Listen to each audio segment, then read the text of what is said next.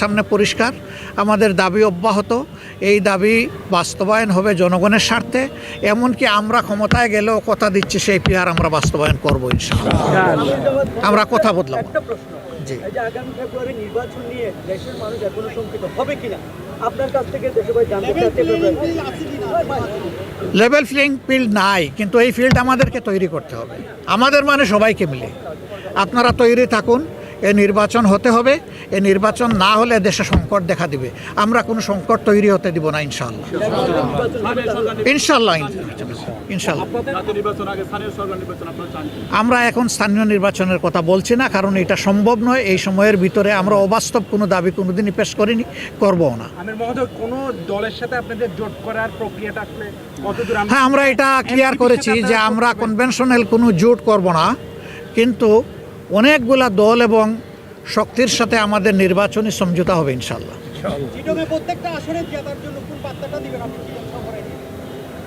আমি চিটাং সকল আসনে জামাতকে বিজয়ের কোনো বার্তা দিব না। আমি জনগণের বিজয়ের বার্তা দিয়েছি, যে বার্তাটা আপনাদের সামনে পেশ করেছি। আমি জামাতের বিজয় চাচ্ছি না, আমি জনগণের বিজয় চাচ্ছি। ভালোভাবে দেখছি না। আমরা আগেই বলেছি নির্বাচনের দিন গণভোট হলে নির্বাচনের জেনোসাইড হওয়ার সম্ভাবনা। এই দীর্ঘ পথ পরিক্রমায় একটা জাতি বহুদূর এগিয়ে যাওয়ার কথা ছিল। আল্লাহ তাআলা আমাদেরকে বহুবিধ সম্পদও দান করেছেন, আর সম্পদের একটা লীলাভূমি হচ্ছে এই চট্টগ্রাম, বিশেষভাবে বাংলাদেশের মধ্যে। কিন্তু আমরা সেই সম্পদের উপকারভোগী হতে পারলাম না জনগণ। কিছু লোক জনগণের সম্পদকে লুণ্ঠন করে তারা তাদের পকেটকে ভারী করেছেন, তাদের কপাল কিসমত বড় করেছেন। কিন্তু জনগণ কার্যত সেরকম কোনো উন্নয়নের মুখ দেখে নেই। শিক্ষা আমাদের মুখ তুবড়ে পড়ে আছে। ইলেকট্রোমেকানিক্যাল ইন্ডাস্ট্রি নতুন করে এখন আর গ্রো করছে না। এগ্রো বেসড ইন্ডাস্ট্রিতে আমাদের তেমন কোনো সাড়া নেই। আমাদের মৎস্য এবং পশু সম্পদে ব্যাপক প্রয়োজন থাকা সত্ত্বেও এখনও আমাদের চাহিদার তুলনায় আমাদের প্রোডাকশন খুবই কম।